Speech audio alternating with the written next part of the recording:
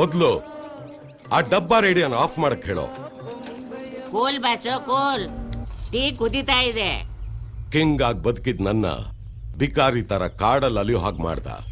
ನನ್ನವ್ರನ್ನೆಲ್ಲ ಮುಗಿಸ್ದ.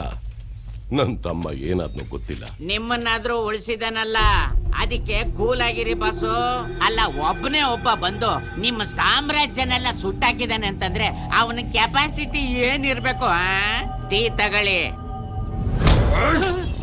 ಬಾಯ್ ಬಾಯ್ ಬಾಯ್, ಬೇಡ ಬಾಯ್. ಇವನಿಲ್ಲ ಅಂದ್ರೆ ಈ ಕಾಡಿಂದ ಹೊರಗಡೆ ಹೋಗಕ್ಕೆ ದಾರಿ ತೋರ್ಸೋರೆ ಇಲ್ದಂಗಾಗತ್ತೆ. ಅದಕ್ಕೆ ಹೇಳೋದು, ಒಳ್ಳೆ ನನ್ ಮಕ್ಕಳು ಅಂತ ಒಳಗ್ ಬಿಟ್ಕೊಂಡ್ರೆ ಒಳಕಲ್ಲಲ್ಲಿ ಸೂಸು ಮಾಡಿದ್ರಂತೆ. ಆದ್ರೂ ಬೇಜಾರಿಲ್ಲ. Cool boss cool. ಓ ಛೇ, ನನ್ನ ಹೆಸರು ಕೇಳಿದವರೆಲ್ಲ ಜ್ವರ ಬಂದಂಗ್ ಬೆವರ್ತಾ ಇದ್ರು. ಈಗಿಂತ ನನ್ನ ಮಕ್ಳ ಕೈಲಿ ಕೂಲ್ ಅನ್ನಿಸ್ಕೊಳಂಗಾಯ್ತು. ಕಲೀಂ, ನೀನ್ ಏನ್ ಮಾಡ್ತೀಯೋ ಗೊತ್ತಿಲ್ಲ. ಅವನ್ ನನಗ್ ಬೇಕು.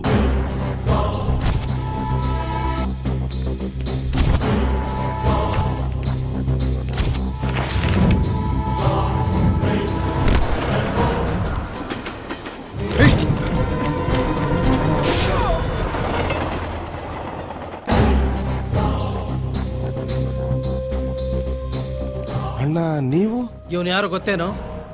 ನಮ್ಮ ಕೃಷ್ಣಣ್ಣನ ಮಗ ಭರತ್.